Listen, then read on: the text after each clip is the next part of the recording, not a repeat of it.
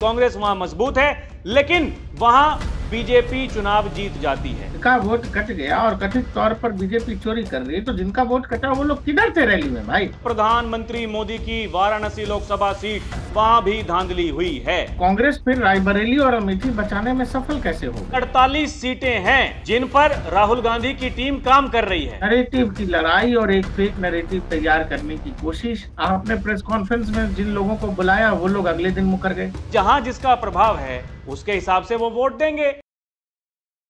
दर्शकों नमस्कार, DNP India देख रहे हैं आप, साथ हूं मैं आपके राहुल चौधरी। नेता विपक्ष राहुल गांधी जी हाइड्रोजन बम लेकर के आ रहे हैं और पूरी कांग्रेस पार्टी ने इस समय माहौल बना दिया है। सोशल मीडिया पर कांग्रेस पार्टी के जो समर्थक हैं वो लगातार ये कह रहे हैं कि बस थोड़ा सा इंतजार। अब देखिए राहुल गांधी जी जो हाइड्रोजन बम वो लेकर के आ रहे हैं, फिर पता चलेगा कि कैसे देश में वोटों की चोरी हो रही है, डकैती हो रही है। बताया जा रहा है दर्शकों की 48 सीटें हैं जिन पर राहुल गांधी की टीम काम कर रही है और राहुल गांधी जी बताएंगे कि कैसे उन 48 सीटों पर वोटों की चोरी हुई है।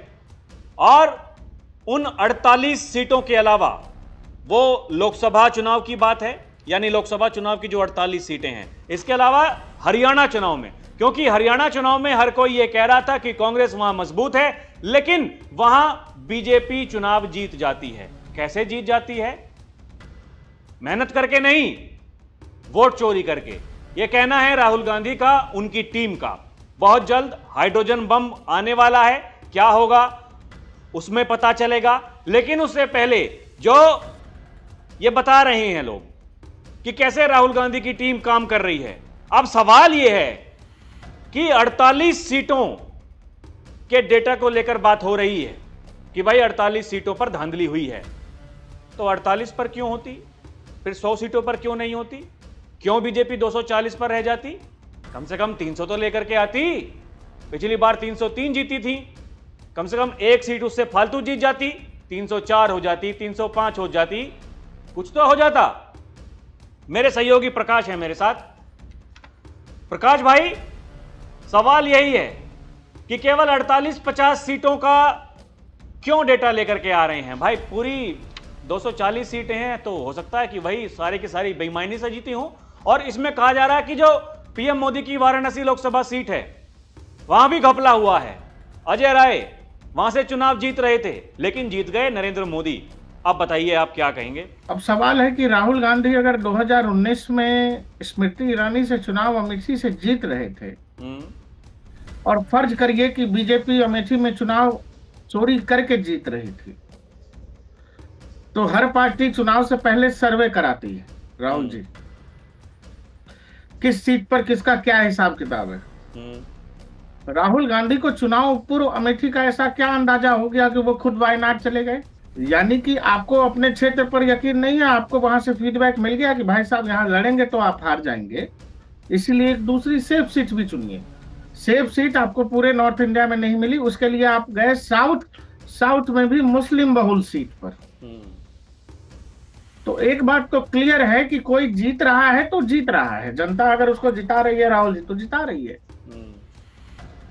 इस बार के चुनाव में जो पिछले लोकसभा चुनाव 2024 के हुए, उसमें अगर अमेठी से स्मृति ईरानी हार गई, तो हारने के बाद ये वाला ऑप्शन स्मृति ईरानी के पास भी तो है ना कि अरे चोरी हो गई, धांधली हो गई, गांधी परिवार के लोगों ने बूथ लूट लिया या जो भी है। हाँ। लेकिन क्या ये आरोपबाजी हो रही है? वहां से तो गांधी परिवार के सिपाही हैं, वो जीत गए अमेठी से। राहुल गांधी वायनाड से रायबरेली क्यों लड़े भाई? अगर इतनी फील्डिंग, इतनी सेटिंग बीजेपी कर रही है, तो इतनी बड़ी लीडर स्मृति ईरानी अमेठी क्यों हार गई 2024 में? राहुल गांधी रायबरेली से क्यों लड़े? बीजेपी को हराना होता और इतना सब सेटिंग हो रहा है राहुल जी, तो कांग्रेस फिर रायबरेली और अमेठी बचाने में सफल कैसे हो गई? और थोड़ी बड़ी जीत नहीं थी, लाखों में जीत है। वही मैं कह रहा हूं कि रायबरेली में अगर बीजेपी इतनी सेटिंग कर रही है, तो जो बड़ा एम्बेरसमेंट 2019 में राहुल गांधी और कांग्रेस पार्टी को हुई कि अमेठी हार के कांग्रेस का युवराज वायनाड चला गया, तो ये एम्बेरसमेंट अगर सिस्टम से हो रहा है, बढ़िया से हो रहा है, और इसमें चुनाव आयोग शामिल है गवर्नमेंट के साथ, तो गवर्नमेंट ये वाला जुगाड़ क्यों नहीं अपनाएगी कि रायबरेली में आ रहे हैं तो रायबरेली फिर से हरा दो। इससे बड़ी राजनीतिक मात क्या होगी और इससे बढ़िया सिस्टम का सेटिंग क्या होगा राहुल जी। लेकिन 80 सीटों में से अधिकतर सीटें 50% से ज्यादा जीत जाती है समाजवादी पार्टी। कैसे जीत जाती है? बात यह है, देखिए, आपको मनगढ़ंत कहानी ही बनानी है तो फिर कुछ भी कहानी बताइए, उस पर किसी का कंट्रोल थोड़ी है। देश में लोकतंत्र है, कुछ भी बोलने की आजादी है, और लोकतंत्र की सबसे बड़ी खामी भी यही है कि आदमी कुछ भी बोलता है। आदमी लोकतंत्र में बोलने को जो है अपनी आजादी से जोड़ता है, लेकिन उसको कह दीजिए कि भाई साहब आजादी के साथ साथ डेमोक्रेसी में कुछ जिम्मेदारी भी होती है, वो जिम्मेदारी आदमी को नहीं चाहिए। देश के अपोजिशन का इतना बड़ा लीडर पिछले कुछ महीनों से लगातार एक ही बात बोल रहा है। पहले ईवीएम हो रहा था, अब कह रहे हैं पूरा इलेक्शन कमीशन मैनेज है। और वो इलेक्शन कमीशन बोल बोल के परेशान है कि भाई साहब जरा पेपर पे लिख के दे दो, जरा एफिडेविट साइन कर दो। एक झूठ हो तब ना राहुल जी, एक झूठ पर बात करेंगे ना स्पेसिफिक। इतने सारे झूठ बोले गए हैं कि किस पर बात करिएगा।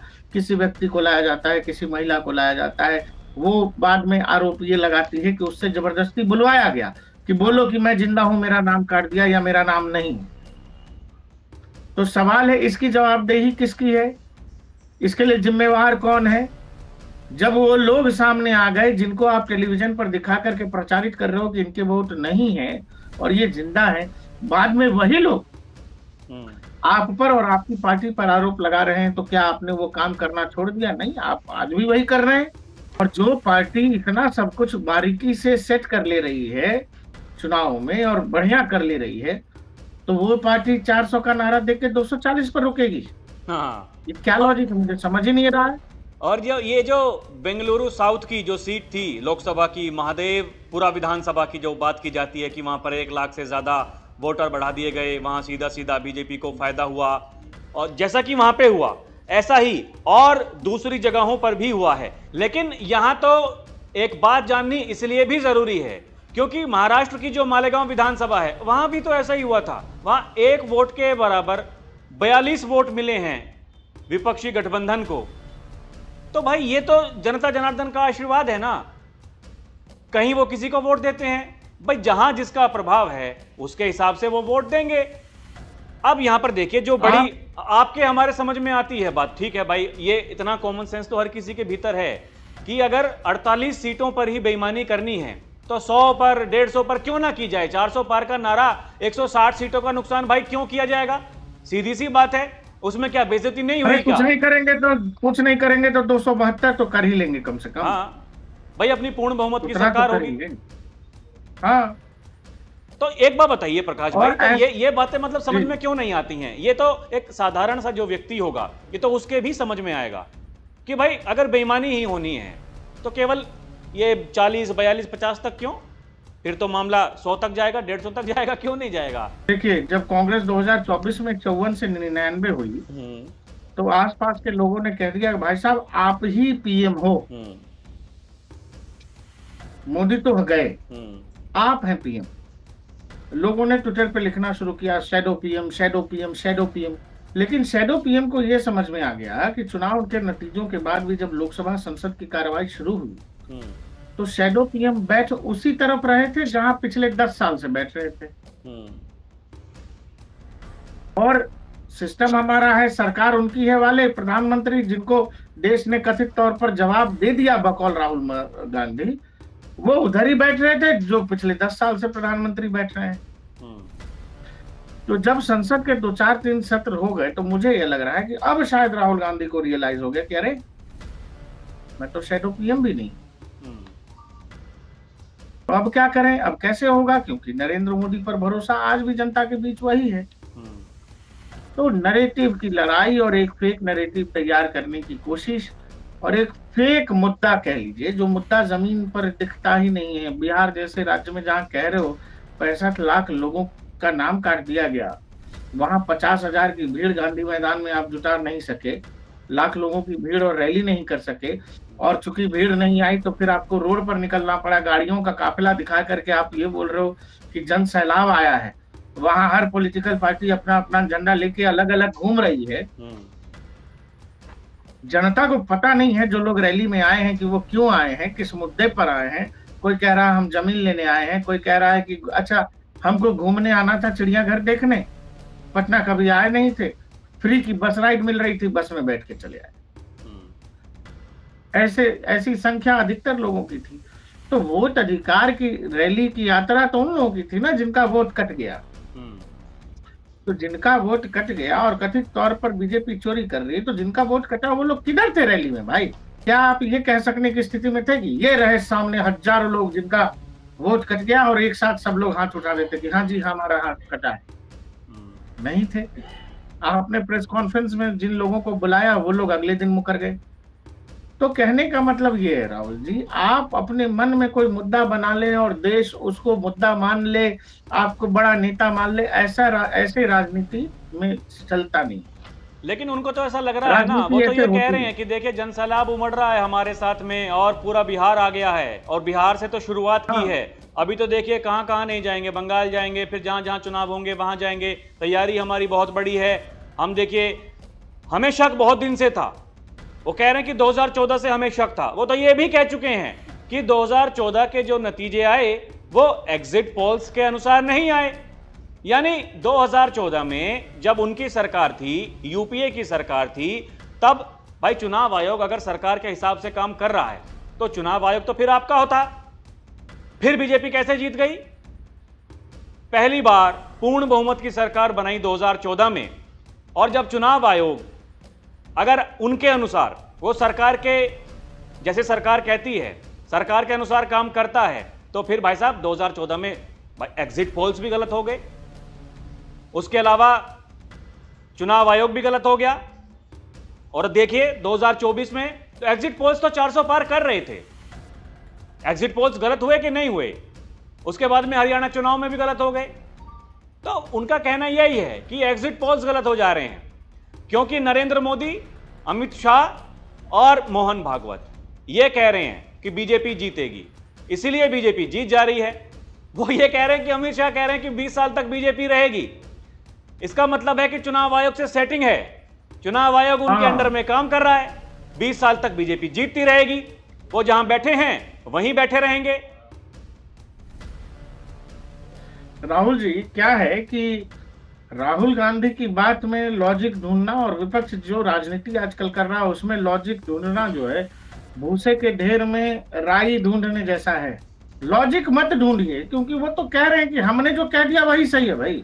हाँ। प्रियंका जी कह देती हैं कि जज साहब कौन होते हैं किसी की देशभक्ति तय करने वाले? वो किसी की देशभक्ति और नेतागिरी सब पर सवाल पूछ सकती हैं।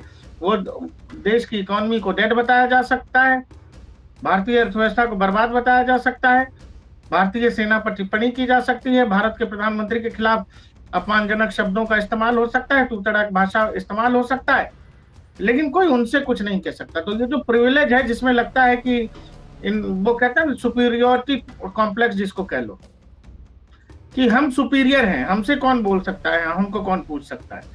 सवाल ये है कि आप अपने मन के मुद्दे पर राजनीति करना चाहते हैं, पहले ये तो समझ लीजिए कि देश की जनता के मन में क्या है। क्या देश आपके इस मुद्दे को मुद्दा मानता है? आपने बिहार से यात्रा शुरू की थी, गांधी मैदान में अंदाजा हो ही गया होगा पटना की रैली में। अब सवाल है रियलिटी चेक कौन लोग होता है। रियलिटी चेक अगर आप भाई सच में किसी चीज को मानने को तैयार हैं खुले दिमाग से तो ठीक है, नहीं तो अगर चार चौकड़ी चंडालों की चौकड़ी बैठी है और वो हर बात को नए तरीके से पेश कर देती है कि नहीं नहीं ऐसा नहीं ऐसा है, नहीं नहीं देखिए बहुत भयंकर सैलाब आया है लेकिन पुलिस वालों ने नहीं आने दिया। तो राहुल गांधी को आसपास 4-5 लोग जो हैं, जैसा लोग बताते हैं कि वेणुगोपाल हैं, इसमें जयराम रमेश हैं, इन जैसे लोग जो बता देते हैं राहुल गांधी के लिए वही दुनिया और वही जमाना और वही देश है। और फिर राहुल गांधी को लगता है कि उस आधार पर वो राजनीति कर रहे हैं, उस राजनीति में वो बहुत आगे और फ्यूचर में बहुत कुछ कर सकने की संभावना देखते हैं। लेकिन आपको ये जमीन पर देखना पड़ेगा ना भाई, हम लोग घूम रहे हैं, लोगों को पता तक नहीं है कि वोट अधिकार यात्रा क्या है। लोगों को नहीं पता है कि कांग्रेस पार्टी का कौन सा नेता बिहार में घूम रहा है। लोगों को नहीं पता है कि वोट काटा गया है, जोड़ा गया है, यही नहीं पता है। तो आप ये कह रहे हो कि वोट काट दिया गया, लेकिन हम जो लोगों से बात किया, हम भी तो 500 लोगों, 1000 लोगों से बात कर लिए होंगे अपनी रिपोर्ट में, 500 लोगों से तो बात की होगी। उन 500 लोगों में 2 लोग हमको मिले कि भाई साहब हमारा वोट नहीं, तो उनसे हमने कहा कि भाई साहब जाके अपडेट करा लो। अरे वोटर में नाम नहीं है तो यही तो करोगे कि जाके अपडेट कराओगे। इसमें लड़ने का कहाँ सवाल है चुनाव आयोग से? जाइए प्रूफ दीजिए, नाम ऐड करा लीजिए, यही है ना जी। लेकिन आपने एक लड़ाई ठान दी है। लड़ाई क्यों ठानी है वो भी दुनिया जान रही है, लेकिन क्या इस बात का जमीन पर कोई असर है? तो मैं फिर कह रहा हूँ राहुल जी, बिहार चुनाव में कितना ये बड़ा मुद्दा है या नहीं है, यह आपको नतीजे अपने आप बता देंगे। तो दर्शकों, कांग्रेस पार्टी हाइड्रोजन बम की तैयारी कर रही है।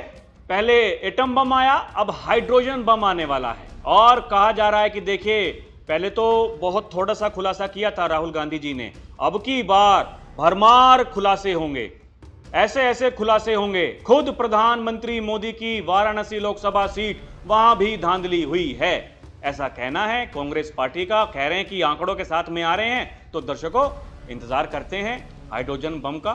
लेकिन सवाल वही है कि केवल 48 सीटें क्यों, 100-150 सीटें क्यों नहीं हो सकती? जब 400 पार का नारा था तो 240 पर कैसे बीजेपी रह गई? आपके पास में जवाब है दर्शकों, हमें कमेंट करके जरूर बताइएगा। अभी के लिए इतना ही। आप देखते रहें डीएनपी इंडिया, हर खबर भरोसे के साथ। नमस्कार, जय हिंद।